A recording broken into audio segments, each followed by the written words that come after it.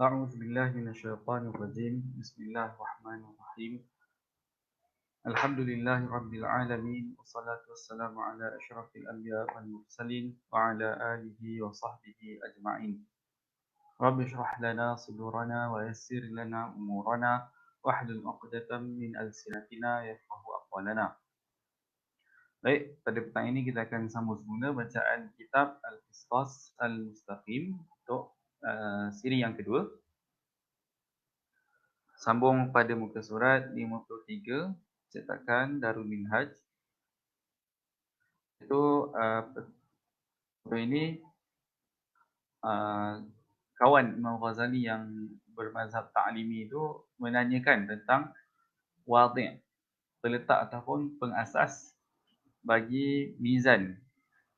Yakni mizan untuk berfikir, mizan yang Imam Ghazali gunakan. Dia tak sebut lagi mizan untuk berfikir atau tidak. Qultu Bismillahirrahmanirrahim.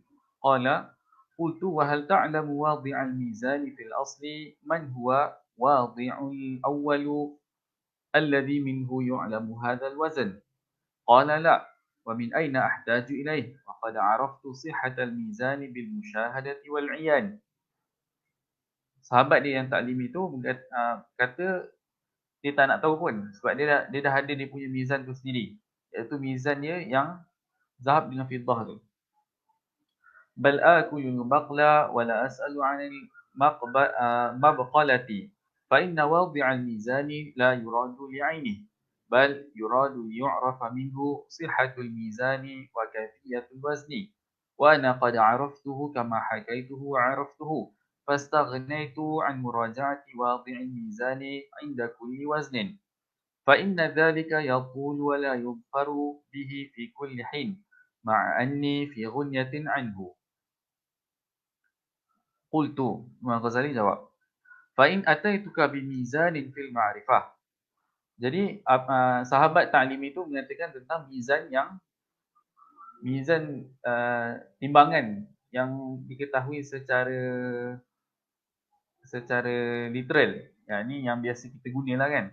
Tapi sedangkan apa mizan yang Imam Ghazali maksudkan, benda itu lebih umum.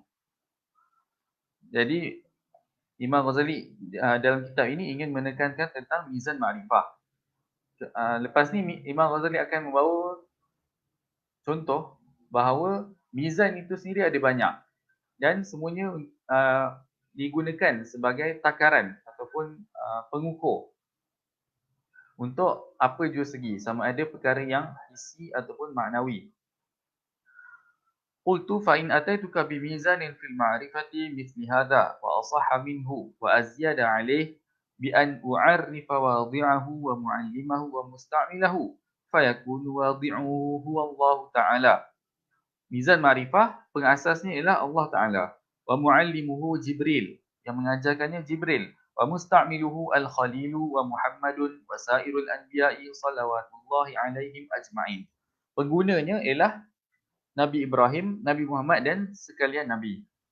Wa qad syahidallahu ta'ala lahum fi dhalika bisidqi. Fahal taqbalu minni dhalik?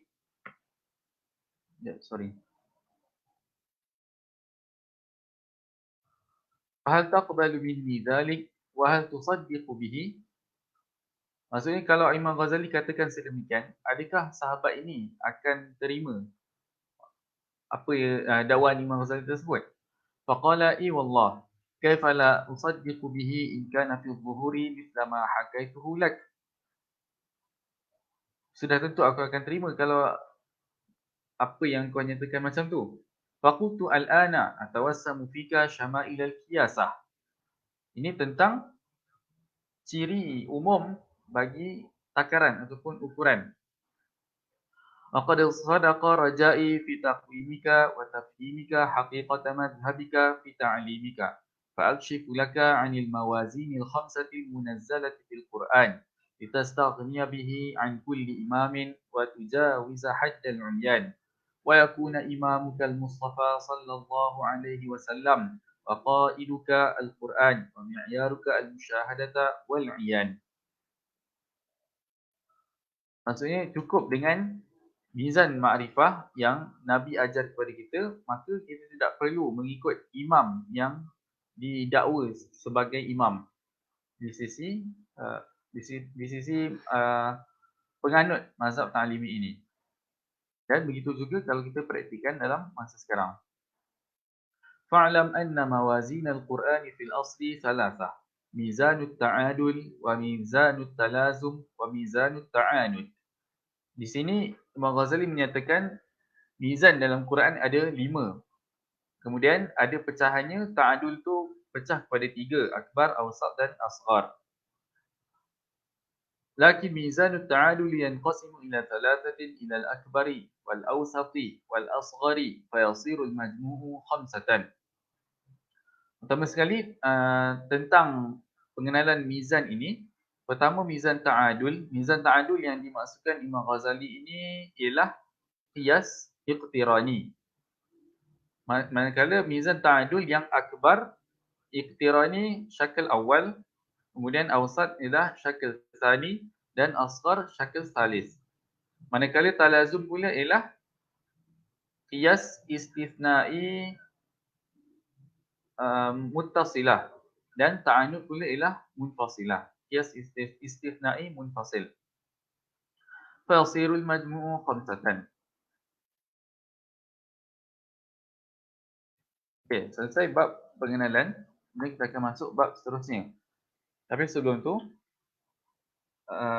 di sini Imam Ghazali akan mulakan tentang mizan ta'adul yang akbar, yakni al-mizanul akbar min mawazin ta'adul.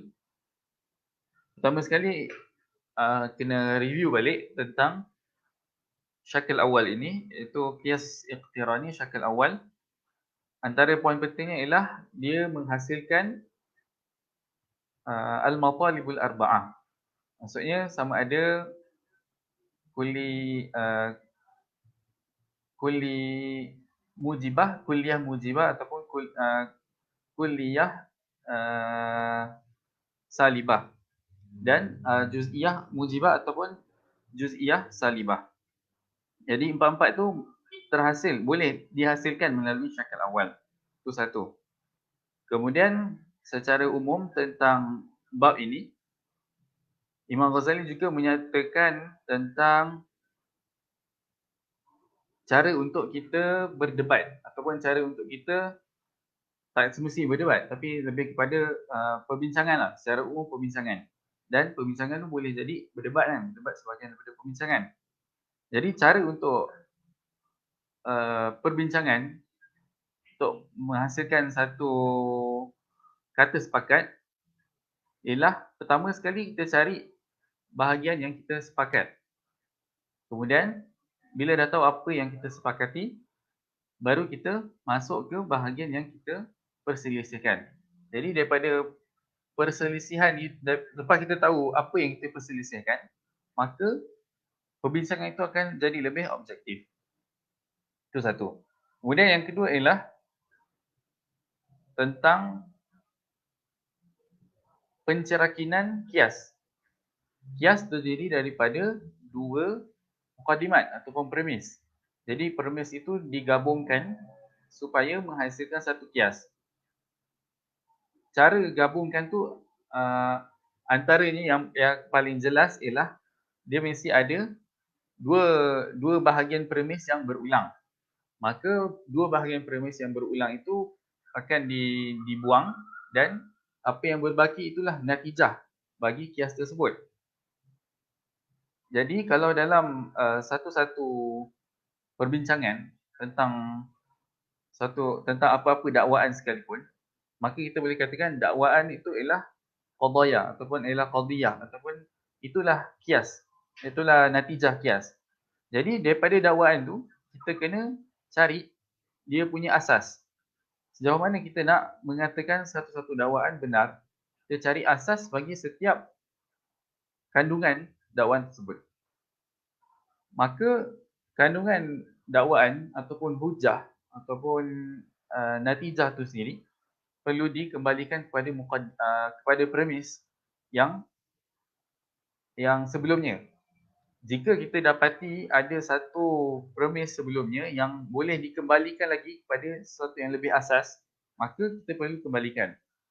Sebabnya di sini, itulah cara untuk kita menentukan kebenaran.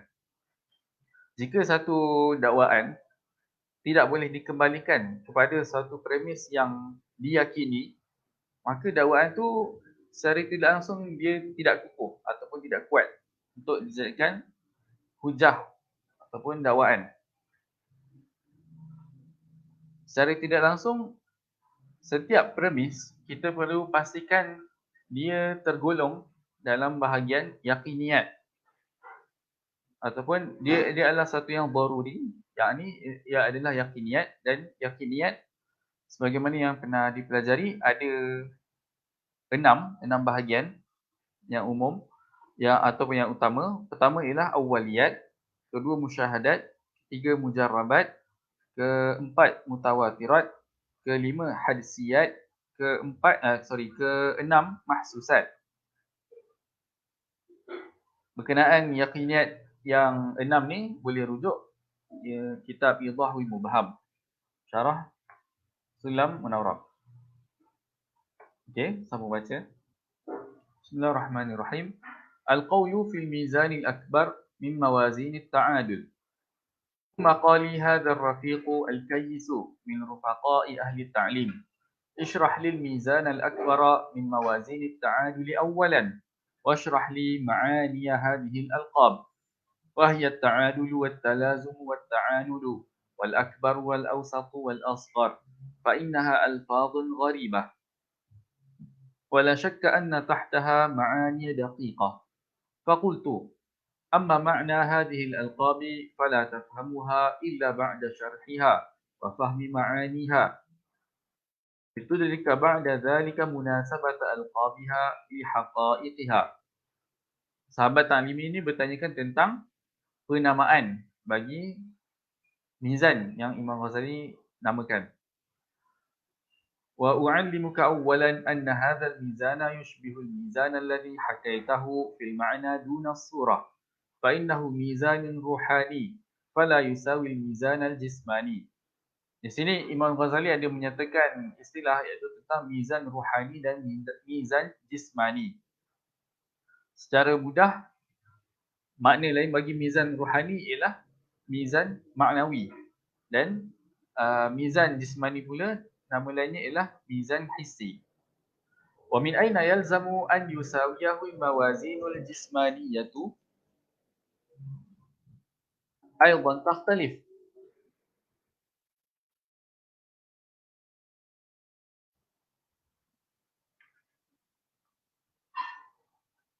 Macam mana kita nak tahu mizan ni berbeza? Sebab dalam banyak perkara, dalam banyak hal, setiap satu tu ada ukuran masing-masing, ada cara untuk mengukur masing-masing. Contohnya dalam bidang astronomi, ada cara untuk mengukur. Dalam contoh nak timbang barang, ada pengukur di sini. Malah nak timbang syair pun ada ukuran di sini, iaitu arud dan qafiyah.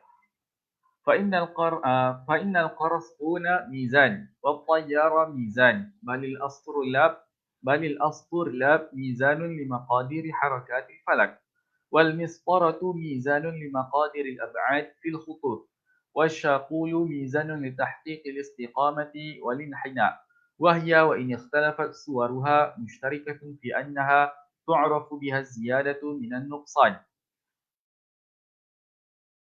Meskipun semua mizan yang dinyatakan tadi, maksudnya alat pengukur yang dinyatakan tadi berbeza, tapi tujuan ni untuk mengukur. Itu poin Imam Ghazali. Balil arudu mizanun lisy'ri yu'rafu bihi awzanu sya'r liyatamayyaza muzahhafuhu an mustaqimihi wa huwa ashaddu ruhaniyatan min al-mawazin al-mujassamah walakinahu ghairu mutajarridin an ala'iqil ajsam لأنه ميزان الأصوات ولا ينفصل الصوت عن الجسم. وأشد الموازين روحانية ميزان يوم القيامة، إذ به توزن أعمال العباد وعقائدهم ومعارفهم، والمعرفة والإيمان لا تعلق لهما بالأجسام. فلذلك كان ميزانه روحانيا صرفا.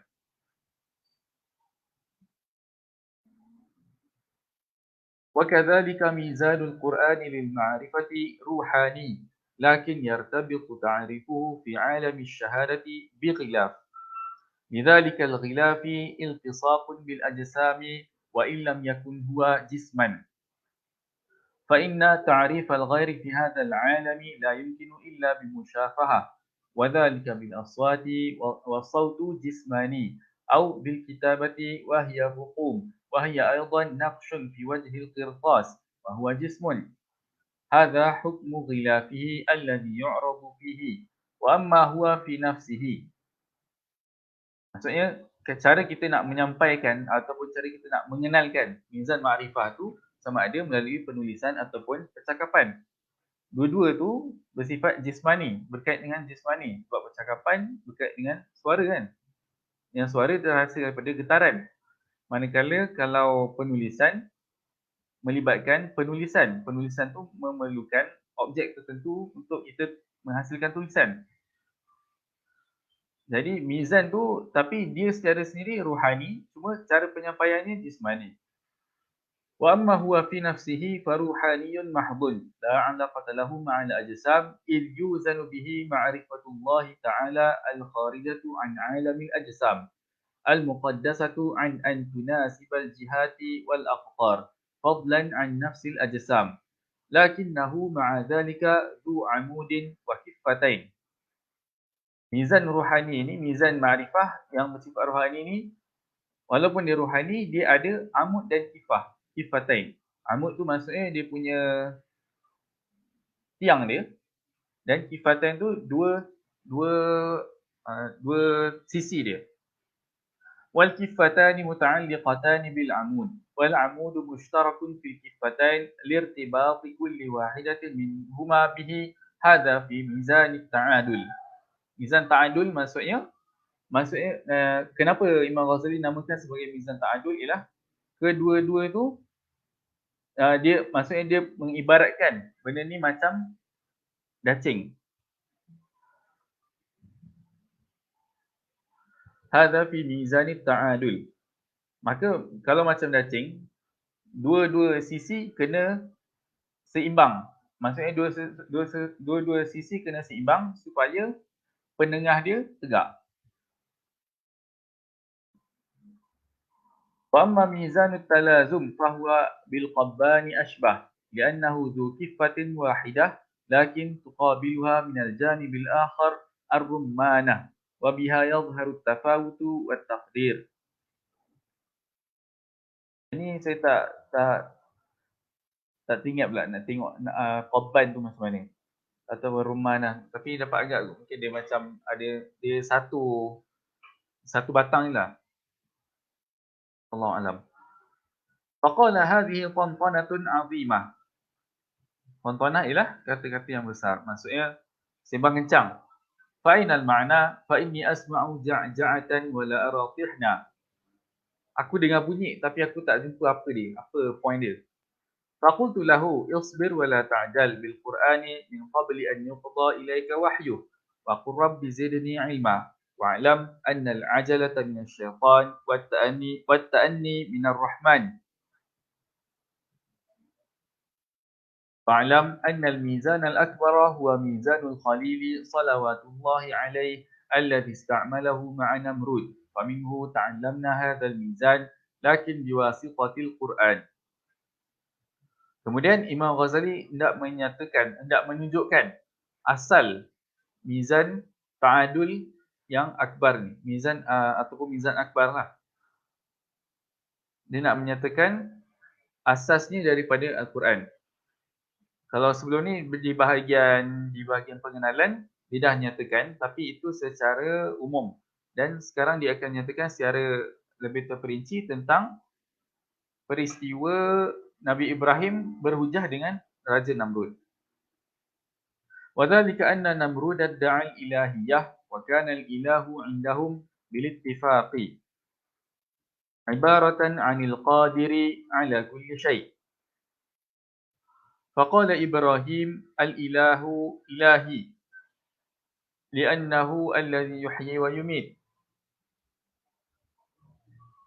wa huwa al-qadiru alayhi wa anta la taqdiru alayhi.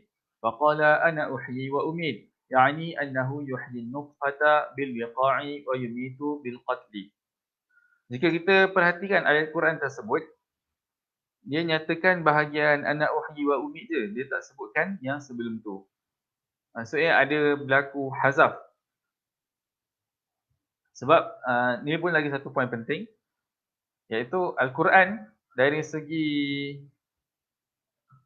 penyataannya, dari segi bayannya, dia bersifat burhani. Maksudnya Al-Quran inilah hujah. Hujah yang utuh. Dia taraf hujah Al-Quran inilah burhani. Tetapi itu dari segi bayan dia. Tapi dari segi bunyian dia ataupun binyah dia, dia bersifat balaghi. Iaitu dia ada unsur hazaf dengan ijaz. Okay, nanti kita akan jumpa.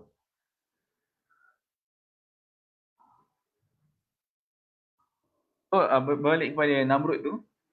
Mula-mula Nabi Ibrahim kata, Tuhan aku boleh menghidupkan dan mematikan. Kemudian Namrud pun dakwa sedemikian. Dia pun boleh menghidupkan dan mematikan. Kemudian, lepas Nabi Ibrahim dapati bahawa dakwaan Namrud itu tidak boleh disepakati. Maksudnya tidak disepakati oleh Nabi Ibrahim dan juga tidak boleh dibuktikan kepada Namrud, sebab Namrud tak boleh fikirkan benda tu, ataupun Namrud salah fikir dari segi menghidupkan dan konsep menghidupkan dan mematikan. Jadi Nabi Ibrahim tukar hujah dia kepada contoh yang lain. Tapi walaupun dia contoh yang lain, maksudnya konten dia berbeza, mesej dia tetap sama. فعلم إبراهيم عليه السلام أن ذلك يعسر عليه فهم بطلانه فعدل إلى ما هو أوضح عنده فقال فإن الله يأتي بالشمس من المشرق فأتي بها من المغرب فبهت الذي كفر. Jadi di sini tentang Nabi Ibrahim pun mendakwa dia ada Tuhan, tapi Tuhan dia boleh menerbitkan matahari di sebelah timur dan membenamkan matahari di sebelah barat. Jadi Nabi Ibrahim cabar Namrud untuk buat yang sebaliknya, sebab dia pun mengaku Tuhan. Jadi di situ Nabi jelas Namrud tidak boleh buat macam tu. Sebab sebelum ni Namrud dia kata dia boleh menghidupkan dan mematikan, sebab itu dengan maksud mematikan tu dia membunuh orang tu. Manakala menghidupkan ialah dengan tidak membunuh nyawa. Jadi di situ jelas salah faham. Salah faham Namrud tentang menghidupkan dan mematikan. وقد أثنى الله تعالى عليه فقال وتلك حجتنا آتيناها إبراهيم على قومه. Maka secara tidak langsung penghujahan Nabi Ibrahim ini diiktiraf oleh Allah Subhanahu Wa Taala. فنظرت في كيفية وزنه كما نظرت أنت في ميزان الذهب والفضة. Ghazali kata, aku melihat cara Nabi Ibrahim menggunakan neraca ini sebagaimana engkau, wahai Ta'libi, menggunakan neraca emas dan perak. Fara'aitu fi hadhihi al-hujjati aslaini, qad izdawaja ataupun qad izduwija. Saya fikir dulu boleh kat sini. Qad izdawaja ataupun qad izduwija, fatawallada minhuma natijatun. Maka ada dua aslan tu, maksudnya dua premis lah. Dua premis ataupun dua qadiyah yang digabungkan lalu menghasilkan satu natijah. Hal ma'rifatu idil Quran mabnahu 'ala al-hadfi wal ma'rifah. Ala al-hadfi wal ijaz. Ini poin penting juga, maksudnya Quran ni secara binaannya dia adalah hazaf dan ijaz bentuknya. Tapi macam saya cakap tadi, binaan dia macam tu, mabna dia ataupun binyah dia, tapi dari segi bayan dia bersifat burhani. Wa kamalu surati hadzal mizan an naqul kullu man yaqdiru ala itla'i syamsi fahuwal ilah. Di sini seterusnya Imam Ghazali ingin melengkapkan kias tersebut. Sebab dalam Quran kias tu ada dihazafkan, jadi Imam Ghazali nak melengkapkan kullu man yaqdiru ala itla'i syamsi fahuwal ilah. Ini muqaddimah kubra. Fahadha aslun wa ilahi huwal qadiru ala al-itla' muqaddimah sughra. Wa hadha aslun akhar falazima min majmu'ihima bil darurati anna ilahi huwal ilahu dunaka ya Namrud. Di sini Imam Ghazali dia meletakkan premis tu bukan seperti yang kita pelajari dalam kitab-kitab mantik lah. Maksudnya biasa letak sughra dulu baru kubra kan. Tapi Imam Ghazali terbalik, tapi hasilnya tetap sama. Anna ilahi huwal ilah dunaka ya Namrud. Maksudnya Tuhanku ialah Tuhan yang sebenar.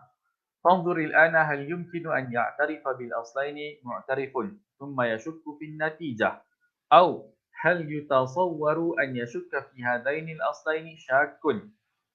Adakah premis ni, setiap kedua-dua premis ni boleh disangkal ataupun boleh disangsikan?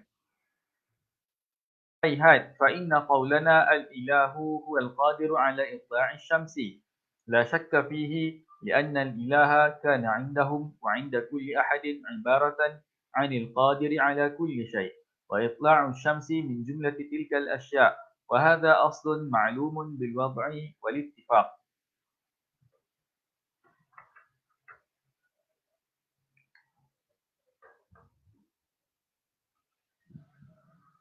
أصل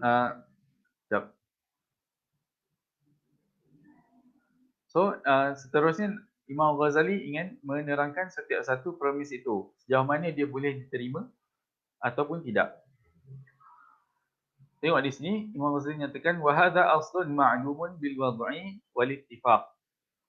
Ini secara tidak langsung ialah menunjukkan tentang konsep musallamat ataupun yaqiniyat.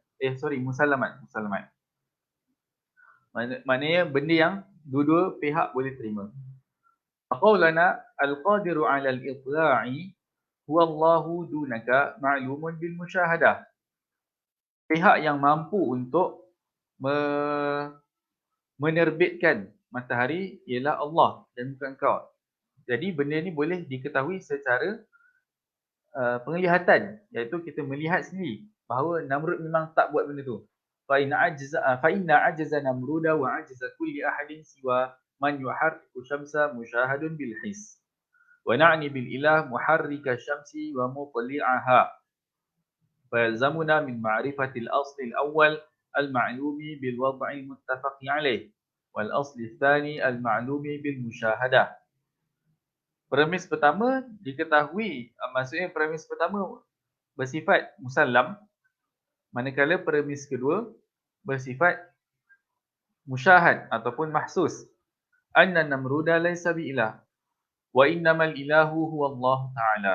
Faraji' al-ana nafsaka hal tara hadha awdaha min al-muqaddimati at-tajribiyyati wal hissiyyati allati banayta 'alayha sihhata mizan adh-dhahab. Maka Imam Ghazali suruh sahabat ta'limi itu bandingkan dengan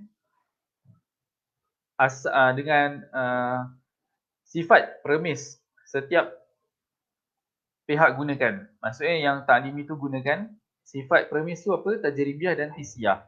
Tapi yang Imam Ghazali guna ialah hissiyah juga. Dan tajribiyah. Tajribiyah maksudnya tajribiyah dalam konteks Imam Ghazali ini ialah tidak ada sesiapa pun yang mampu untuk menerbitkan ataupun menenggelamkan matahari. فقال هذه المعرفة لازمة منه بالضرورة ولا يمكنني أن أتشكك في الأصلين ولا أن أشك في لزوم هذه النتيجة منهما ولكن هذا لا ينفعني إلا في هذا الموضع وعلى الوجه الذي استعمله الخليل عليه السلام وذلك في نفي إلهية نمرود وإثبات الإلهية لمن ينفرد بإطلاع الشمس فكيف أزن بها سائر المعارف التي تشكل علي وأحتاج فيها إلى تمييز الحق عن الباطل. Seterusnya sahabat Ta'limi itu menyatakan bahawa poin dia ialah apa yang Imam Ghazali ni nyatakan ini betul lah. Tapi sejauh mana dia boleh guna apa yang mizan yang Imam Ghazali gunakan ini untuk mengukur perkara-perkara lain ataupun hatta mengukur antara atau membezakan antara benar dan batil. Qultu man wazana adh-dhahaba bi mizan yumkinuhu an yazina bihi as-sifata wa sa'iral jawahir li'anna al-mizana 'arrafa miqdarahu la li'annahu dhahab bal li'annahu dhu miqdar. Fakadhalika hadha al-burhanu kashafa lana 'an hadhihi al-ma'rifati la li'ayniha bal li'annaha haqiqatan min al-haqa'iqi wa ma'nan min al-ma'ani. فنتأمل أنه لما لزمت هذه النتيجة منه ونأخذ روحه ونجرده عن هذا المثال الخاص حتى ننتفع به حيث أردنا. Poinnya ialah perkara ini kita lihat apa yang bersifat universal daripada kias ini. Maksudnya kita tengok apa yang universal daripada tu, bukan benda tu sendiri. Sebab apa yang kita nak ialah dia punya takaran dia secara umum. Bila kita tahu takaran secara umum ataupun yang lebih tepat universal, maka kita boleh gunakan untuk setiap perkara lain. Wa inna ma lazima hadha lianna al-hukma 'ala as-sifati hukmun 'ala al-mawsufi bid-darurah. Hukum ke atas sifat secara tidak langsung akan menghukumkan ke atas perkara yang terperi dengan sifat tersebut. Jadi inilah inilah pentingnya syakil awal, iaitu dia punya mahmul mesti lagi umum daripada maudhu', supaya mahmul tersebut turut terkait dengan maudhu' yang seterusnya, iaitu maudhu' premis kedua. Wa bayanuhu anna ijaza hadhihi al-hujjah inna rabbi mutli'un wal mutli'u ilah fa yalzamu minhu anna rabbi ilah.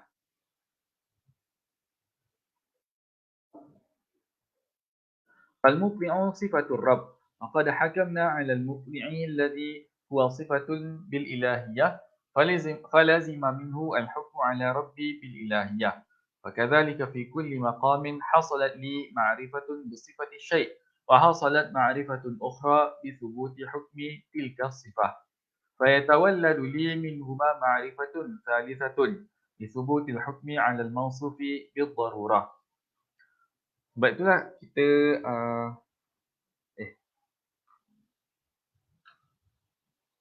okey, maksudnya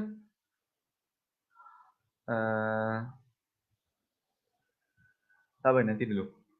Faqala hadha yakadu yaliqu darkuhu ala fahmi fa in shakaktu fihi famadha asna'u hatta yazula shak. Qultu khudh 'iyarahu min as-sanjati al-ma'rufati 'indaka kama fa'alta fi mizan adh-dhahabi wal fiddah.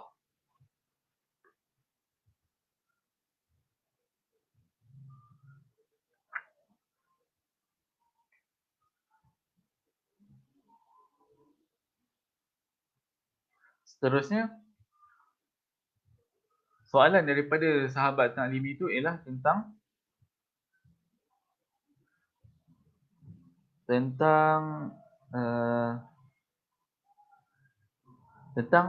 wujudnya rasa sangsi terhadap mizan itu sendiri.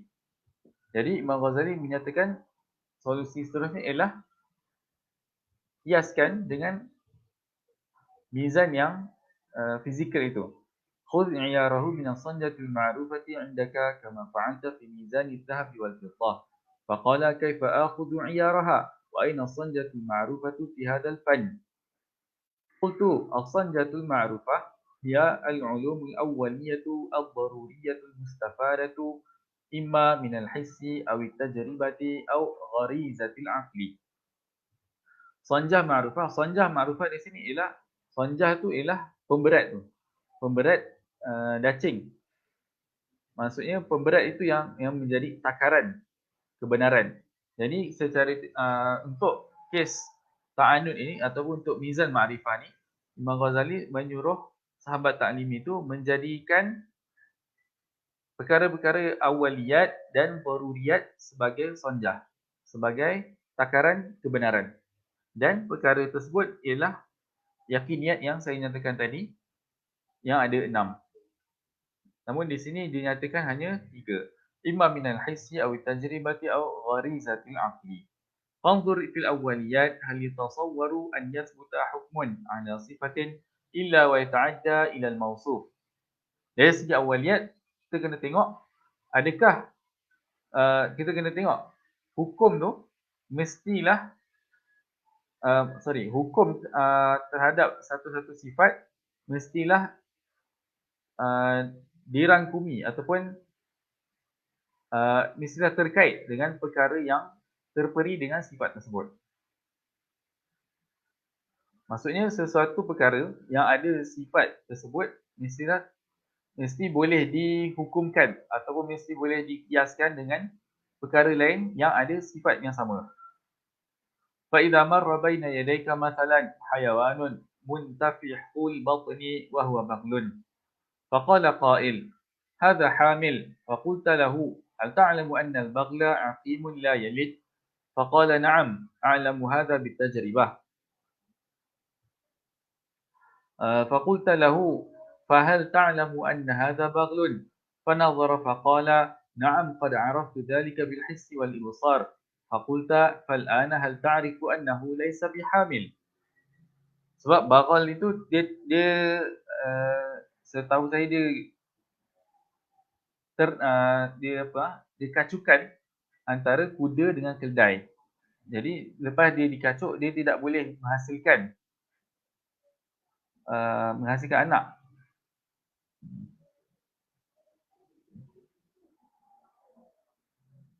فلا يمكنه أن يشك فيه بعد معرفة الأصلين اللذين أحدهما تجربي والآخر حسي. بل يكون العلم بأنه ليس بحامل علما ضروريا متولدا من بين العلمين السابقين كما تولد علمك في الميزان من العلم التجربي بأن الثقيل هاو والعلم الحسي بأن إحدى الكفتين ليست هاوية بالإضافة إلى الأخرى. فقال قد فهمت هذا فهما واضحا ولكن لم يظهر لي أن سبب لزومه أن الحكم على الصفة حكم على الموصوف. فقلت تأمل فإن قولك هذا بغل وصف والصفة هو البغل وقولك كل بغل عقيم حكم على البغل الذي هو صفة بالعقم فلازم الحكم بالعقم على الحيوان الموصوف بأنه بغل.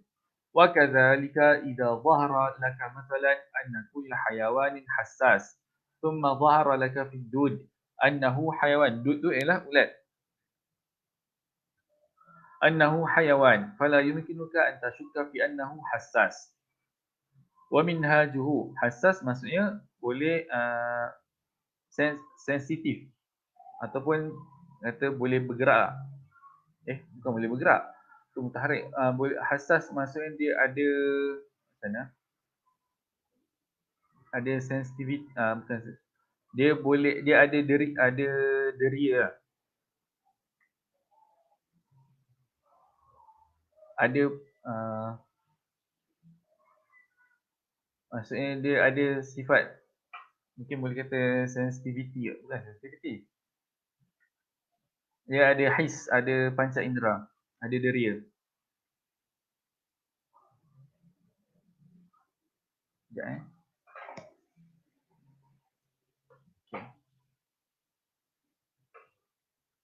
فكل دود حساس. ومنهاجه أن تقول كل دود حيوان وكل حيوان حساس فكل دود حساس لأن قولك كل دود حيوان وصف للدود بأنه حيوان والحيوان صفته فإذا حكمت على الحيوان بأنه حساس أو جسم أو غيره دخل فيه الدود لا محالة وهذا ضروري لا يمكن الشك فيه. نعم، شرط هذا أن تكون الصفة مساوية للموصوف أو أعم منه. Ini ialah syarat untuk mizan ta'adul akbar. Iaitu sifat tu mesti sama dengan mausuf ataupun lebih umum daripadanya. Maksudnya kalau lebih umum supaya adanya afrad lain.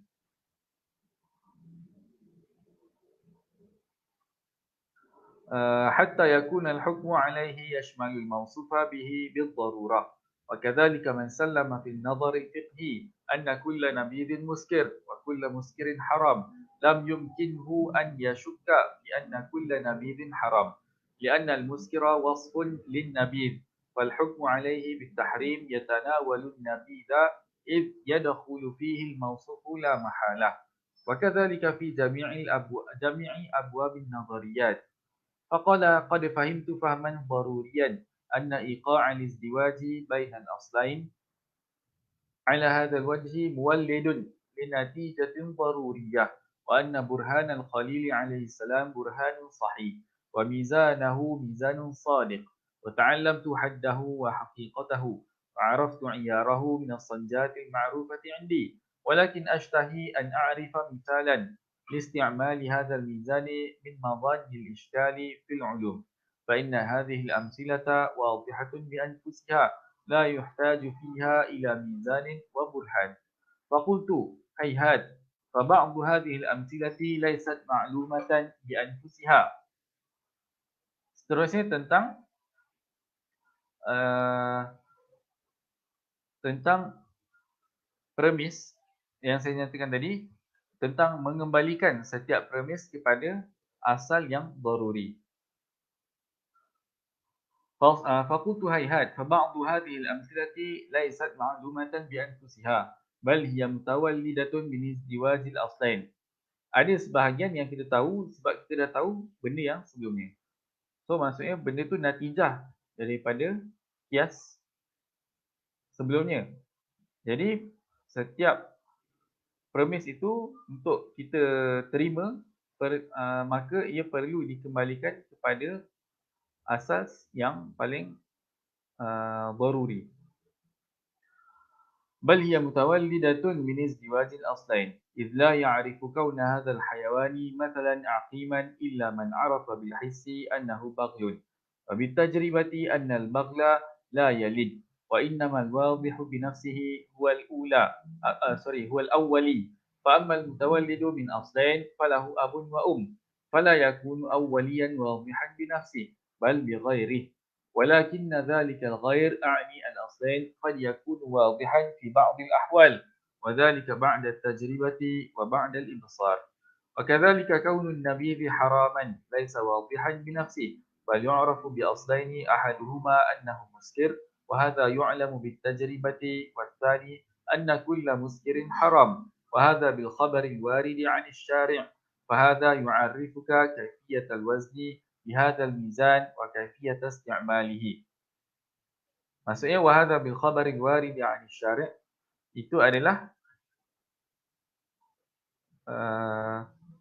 adalah premis yang bersifat yang berasal daripada khabar mutawatir ataupun khabar syar'i secara umum. Wa in aradta mithalan أغمض من هذا فأمثلة ذلك عندنا لا تنحصر ولا تتناهى بل بهذا الميزان عرفنا أكثر الغوامض فاقنع منه بمثال واحد. Maksudnya satu misal saja sudah cukup untuk membuktikan atau untuk menunjukkan rangka mizan yang digunakan ini. Maka kita tidak perlu meminta banyak contoh sebab lalas dia punya skema dia ataupun dia punya dasar mizan itu sendiri tetap perkara yang sama. فمن الغوامض أن الإنسان حادث بنفسه أو له سبب وصانع، وكذلك العالم، فإذا راجعنا هذا الميزان عرفنا أن له صانعا وأن صانعه عالم، فإنا نقول كل جائز فله سبب، واختصاص العالم أو الإنسان بمقداره الذي اختص به جائز، فإذا يلزم منه أن له سببا، ولا يقدر على التشكك في هذه النتيجة من سلم الأصلين وعرفهما، لكن إن شك في الأصلين فيستنتج أيضا معرفتهما من أصلين آخرين واضحين إلى أن ينتهي إلى العلوم الأولية التي لا يمكن التشكك فيها، فإن العلوم الجلية الأولية هي أصول العلوم الغامضة الخفية، وهي بذورها، ولكن يستثمرها منها من يحسن الاستثمار بالحراثة والاستنتاج بإيقاع الازدواج بينها. فإن قلت أنا شاك في الأصلين جميعا، فلما قلت إن كل جائز فله سبب، ولما قلت إن اختصاص الإنسان بمقدار مخصوص جائز وليس بواجب. فأقول أما قولي, ni soalan Batini tersebut tentang setiap perkara yang harus mesti ada sebab ataupun mesti ada punca dia. Kemudian lagi satu, pengkhususan manusia dengan kadar yang khusus. Adakah ia kenapa dia harus dan bukannya wajib? Aqulu amma qawli kullu jaizin lahu sabab. Setiap perkara harus mesti ada sebab atau punca. فواضح إذا فهمت معنى الجائز لأني أعني بالجائز ما يتردد بين قسمين متساويين فإذا تساوى شيئان, maksudnya qismain mutasawiyain ini ialah yataraddadu, maksudnya dia antara dua, iaitu wujud dengan adam, ada dengan tiada. Itu maksudnya jaiz kan, boleh jadi ada, boleh jadi tiada.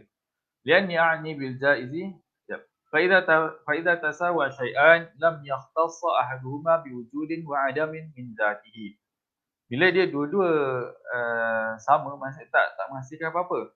لأن ما ثبت للشيء ثبت لمثله ضرورة وهذا أولى. Maksudnya setiap perkara yang jaiz dia ada sifat yang sama. Dia punya titik persamaan. وأما قولي اختصاص الإنسان بهذا المقدار مثلا جائز وليس بواجب، فقولي إن الخط الذي يكتبه الكاتب وله مقدار مخصوص جائز، إذ الخط من حيث إنه خط لا يتعين له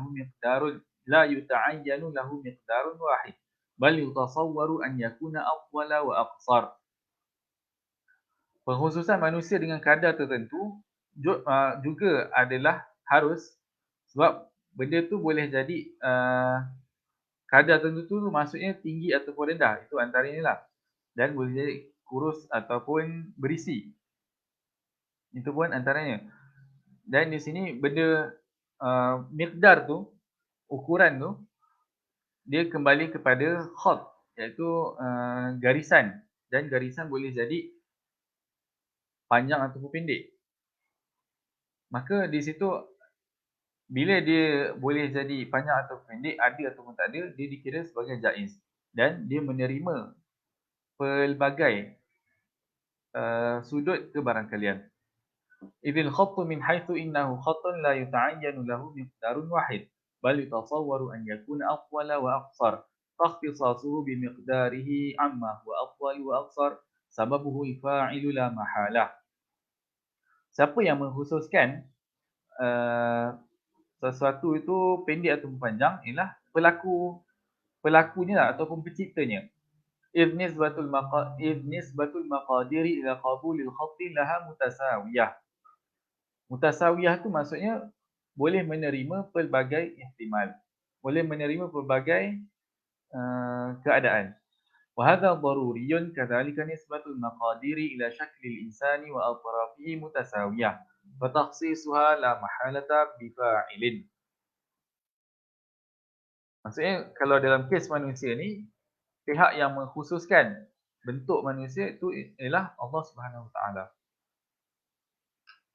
ثم أترقى منه فأقول فاعله عالم لأن كل فعل مرتب محكم فيستند إلى علم فاعل وبنية الإنسان مرتبة محكمة فلا بد أن يستند ترتيبها إلى علم فاعل فها هنا أصلان إذا عرفناهما لم نشك في النتيجة أحدهما أن بنية الآدم مرتبة يعرف هذا بالمشاهدة من تناسب أعضائه واستعداد كل واحد لمقصود خاص كاليد للبطش والرجل للمشي والمعرفة تشريح الأعضاء تورث علما ضروريا به.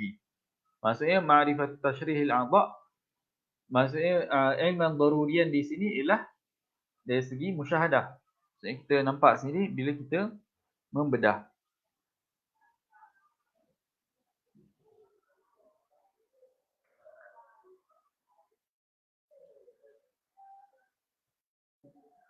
وأما افتقار المرتب المنظوم إلى علم فهو واضح أيضا فلا يشك العاقل في أن الخط المنظوم لا يصدر إلا من عالم بالكتابة وإن كان بواسطة القلم الذي لا يعلم وأن البناء الصالح لإفادة مقاصد الاكتنان كالبيت والحمام والطاحونة وغيرها لا يصدر إلا من عالم بالبناء فإن أمكن التشكك في شيء من هذا فطريقنا أن نرقى إلى ما هو أوضح منه حتى نترقى إلى الأوليات.